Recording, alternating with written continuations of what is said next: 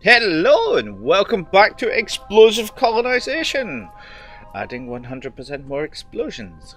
So to start us off today, I am adding some some more of these odd little ISRU units. Little cut there being because I lost my drills. If somebody's dealing with the OSC workshop, it would be really nice to be able to shift stuff about in the inventory system from the OSC workshop pages. But I digress. So these are the new units that have been put in by Angel, that they can refine one element at a time, and they have a beautiful ability of being able to create concrete, something I need for creating more things. For expanding two of the big units, they require a ridiculous amount of concrete and equipment to actually build them. And I kind of see the point of that when you're coming to the mass driver, but not so much when you're coming to the ranch house. Maybe a little bit less, please. So this is a unit I have created from the Lynx Rover mod. I quite like this one as well, and I've been messing about with this at the same time as using Buffalo. It doesn't have the ability to switch the storage the same way as I do with all of Angel stuff, all of the Buffalo stuff. But I don't know, I quite like it, and I'm just giving it a bit of an experiment here for a bit of a sort of drone, essentially. A mining drone specifically. So I went out playing with this, and I was just taking it. I think I found a place where I could get minerals. So I have a little scanner on board, and I'm just trying to look for rare metals and exotic minerals. I think that's the way around it goes. And I'm just having a bit of a scan and a bit of a look. Now this has the ability to create its own fuel, and it has the units, there we go, the fuel cells, that's what I was searching for, so that it can run through the night. So it can mine, it can refine its fuel, it can use that to run through the night, and it's got a little bit of a trailer that's on a movable hitch.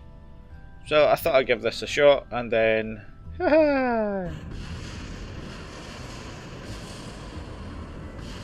explosions! So many explosions.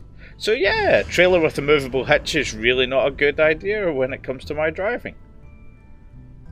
The irony being I'm really good at driving with trailer in real life, but in Kerbal, yeah, that's what happens. So, next! Right, now we have created another VTOL. I've been messing about with a few different types of them, and I have a few interesting ones. This so far is kind of my favourite, but it still has a bit of a problem being that it's not fast enough. However, it can hover. And these are, I think these engines are in the Heisenberg mod. And I have 3 nuclear generators on board for creating this, creating the electricity to run these. So technically this has got a really long time between fueling because it can run off the electric generators. And yeah, the mods that it's made out of have those solar panels on the top as well, but we're on lathe, so it's quite far away. So we take a little spin out to the lovely little jet aircraft abomination that I made last time, and we drive over to it to pick up the stuff. Now, I've still got a pilot in there, so I needed to pick up the pilot, and I wanted to grab some of the equipment off there. So I switched my little storage block to cache storage, Kerbal attachment, Kerbal inventory system storage, and grab a few bits out, and then get the pilot out as well. Now I can't carry it all, but I do carry some of it, and as you saw there, I carry quite a heavy piece, and I can't get it off the ground. So the advantage of this is we have rotating fans. So instead of going for a VTOL, I go for an angled engine takeoff thing, which still works. If it works, I don't have a problem, and it's far easier than driving, and has less of the problems with me, you know, slamming into the ground.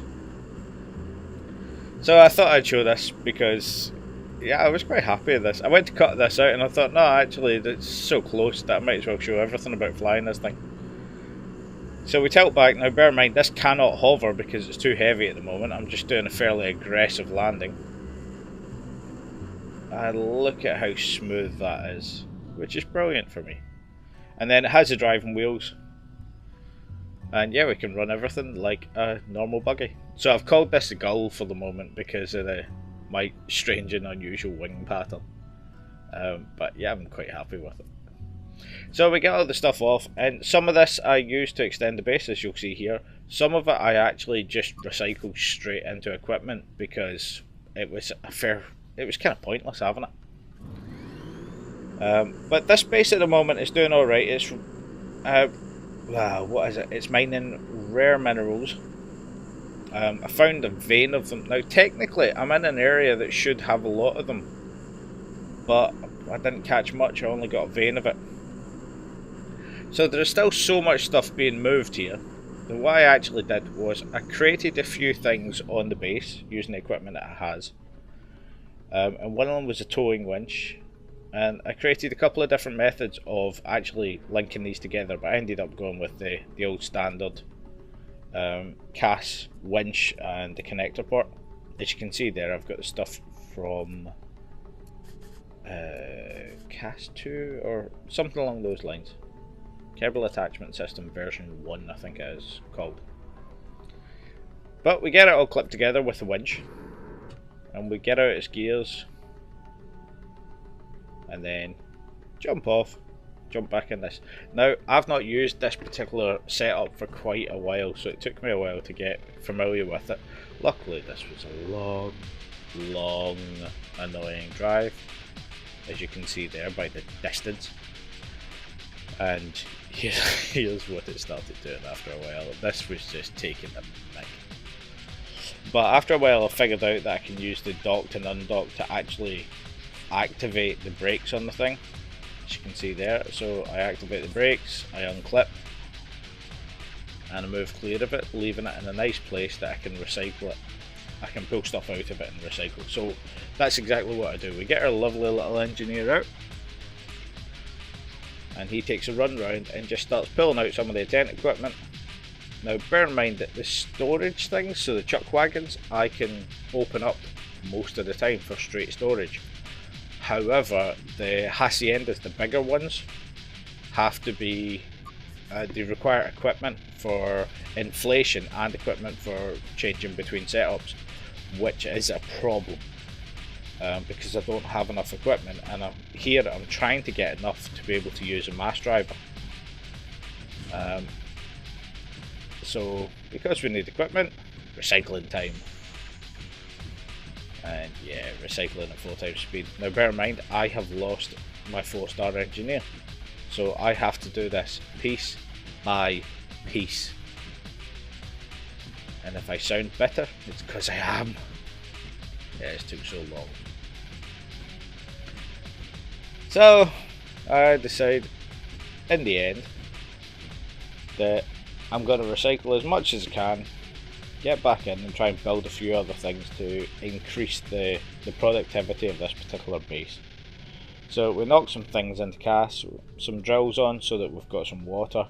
This is, as you can see by my life support, this is running kind of low on life support in general, and I need to get some more built up. And I switch over to Eve, and there's nothing there. And then have a look at this, and as you can see from all of these dead Kerbals, everybody that was on Eve is gone, and all that's left here is this little van which is being remote controlled. My entire base has disappeared. There was an explosion, it said the base collided with the ground. I didn't get the recording software going, and yeah. So the strange thing being is I've just taken a contract which required me to get everybody off the surface of Eve. So now I have to complete that contract, I have to send more people to Eve, even though I've just lost 15 people in one shot, including Jebediah. So not the best thing that could have happened.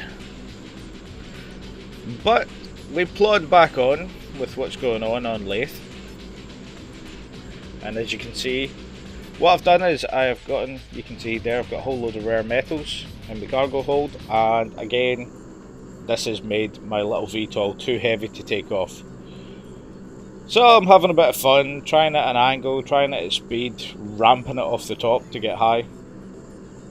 And we get there, and we start descending, but Yeah, we're doing okay. So, about 10 minutes later or so, it takes a long time to fly between these bases with these craft, which I think I've come up with an answer for, but we shall see. So we get back, and this is where, now I think I have a problem in my install, but my sharing isn't working.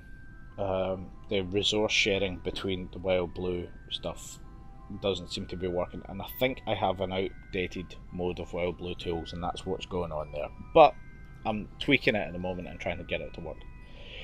So in the meantime, because we exploded one little probe, I built another one, and I'm just getting it charged up with some ore so that I can refine that into liquid fuel and oxidizer, and then so that I can send this off to try and find some of its own rare metals and exotic metals. Exotic metals, rare minerals? One of the two. I'm always getting those confused. But we have now come to a little alarm. And unfortunately, my alarm was a little bit late, as you can see here. I'm trying to get this rotated round because we're coming up on a burn. So I jack up my reactor, charge up my thing, charge up my engines, and try and get the scrap heap station rotated, and I missed the beginning of the burn. Now this is at 4 times time warp in the editor, and half the time I'm actually using the time warp when I'm in the game as well. But eventually we get there and we start the burn, and to save you all of the long boringness, there was 2 burns, both of which were about 20 minutes or so, to get me in my dual encounter. Specifically into a Tylo encounter because I need that to slow down. I'm trying to reserve as much Delta V as possible at the other end, which is sort of understandable for just efficiency's sake, but actually makes it a lot easier if I get these encounters to try and bring the station in, because the burns take so long with a station that has such a low thrust to weight ratio.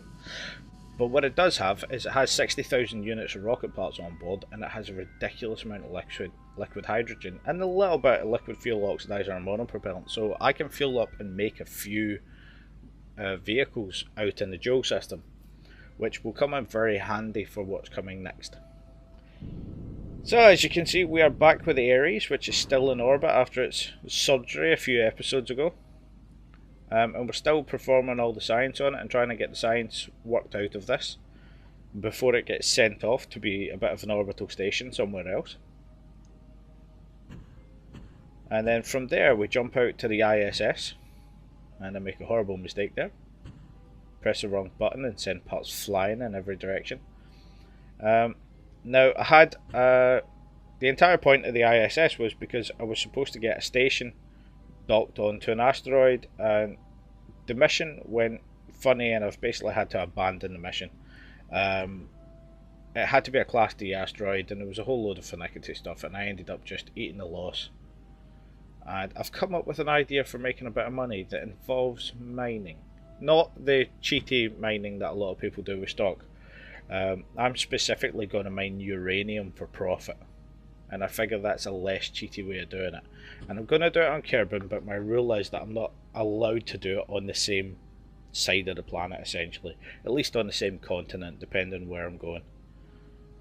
So I'm going to have a look about, scan about for some uranium and start a uranium mine.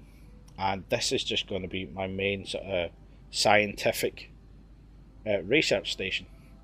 So it's getting set up for that at the moment.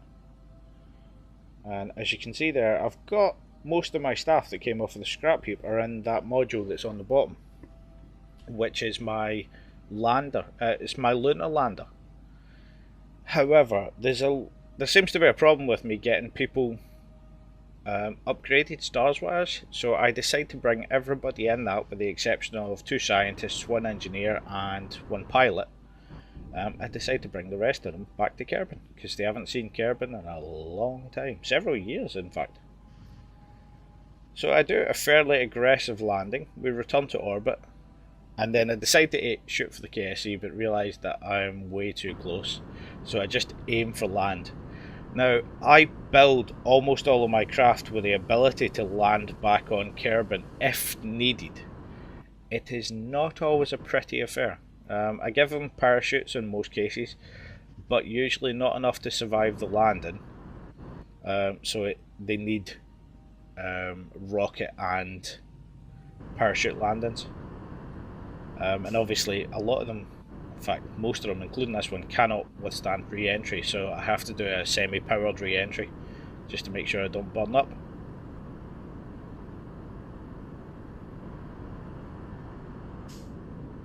But in a happy circumstance for once, it actually goes well. I've gotten through the atmosphere, the burning effects are there. There was a little bit of heat in there, but we managed. Let me even put gear down and all sorts of fun. And we managed to come down and actually slow ourselves down and land professionally. Haha! How beautiful is that? I was so happy with that. So, we are back out at Lathe once again. I'm sure people are getting sick of Lathe, but I've got a lot to do, and this is part of my plan of the future exploration. I need to get this up and running for building things, because I need to launch from the dual system for what I'm doing. So a lot of this is fair things about now. Here what I'm doing is I'm actually getting the this base, giving it food, because I managed to mine the water, that's no problem, but creating food is a bit of a problem, and it was so low that I thought I'd just bring some over from the other base. And as it happens, I brought over 4 years supply of food in the one container, so that'll do. And then we just get this all tooled up and send it back. And there's a few back and forward sort of runs just to get some minerals back, but then sideways landing and we survive. I'm getting really lazy at landing, and I keep trying to get too close and keep messing up like that, and it's very annoying, but it's my own laziness that's causing it. So because I am trying to mine more and more, and I need the exotic metals and rare metals and all that jazz, what we're doing here is we are getting a little jet that I have designed. This is the OPT space planes, but it's also the legacy model, and this is the new engines that I've just unlocked. So these are atmospheric engines, and they just run on a lot of electricity, and they basically take in atmosphere and jettison it out the back, so it requires no fuel, it just requires electricity. And what I've done is I've also taken the shorter version of these and put 6 of them on the bottom of it to use as VTOL engines. Now, it's not so that it's VTOL, although that was part of the first idea, but it's so that I can have softer landings with heavier loads. So I mess about with this. It turns out this is ridiculously twitchy to fly at high acceleration or at high altitude, but just manageable. You can see the engines on the bottom there. And just as a little tour, we head off to the other base in record time. I think it only takes about 3 minutes as opposed to the usual 20. But we get over to the base, and I decide not to pick anybody up or do anything like that. I'm just getting here for sightseeing sake. And I've got the surface scanning module, which requires to be under 1,000 meters to run. But what I do is I bring up my ScanSat and I work out where is the best place that I can look for. I'm actually just looking for rare metals, for exotic metals at the moment, because that's one that I don't seem to have. I think that's right, it could be the other way around. But as it happens, we fly a fair way up north, and then as I'm flying over this hill, there we go, it pings up. And I go, oh god, I can land here on top of the hill and it's sort of flat. So the VTOL comes out, and we do a little bit of a low speed shimmy, trying to slow down, and eventually manage to get on the floor in somewhat of a decent amount. And I'm praying that I don't crash when I'm doing this, because this would be so long for the other VTOL to get out here.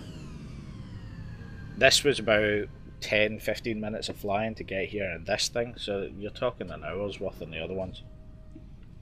But it has some drills and it has some cargo capacity. It actually has a little bit of life support in the middle as well, so it can stay here for a couple of days. So I deploy my drills and I start mining for exotic minerals and rare minerals, exotic metals, rare metals, whatever they are. I really need to write them down the next time I'm doing a voiceover. But yes, so we do a bit of mining, we get some stuff, and then I get these warnings that keep coming up. And this is another problem, and the TAC life support registers solar panels and power generators, reactors, as power generation, and it keeps account of that when you time warp.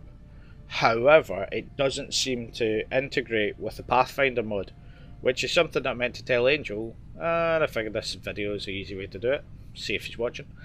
But yeah, that's a bit of a problem. So the landing base, because it's not running on a different a reactor from near future, that keeps flagging up as running out of power, although as soon as it loads it calculates back up and works correctly.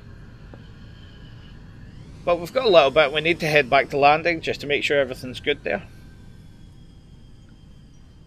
And this is pretty much what we've done. We've sorted this out. So we have the ability to recover the metals. I'm coming in for a shockingly bad landing. And I'm going to overshoot because of the speed that I'm going. We get that little pause as everything loads. I kick in the ground, the VTOL engines, and flip the plane, and oh god. Oh god. Oh no, we're going down. Eject!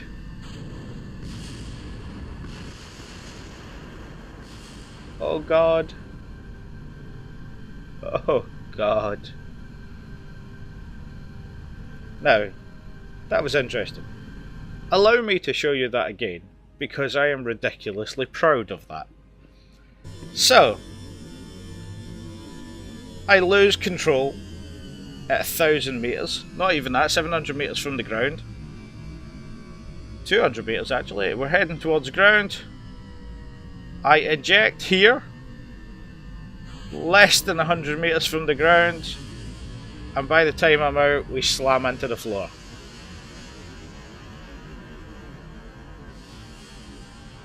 And somehow, we survive. I cannot believe I survived that. That is just beautiful.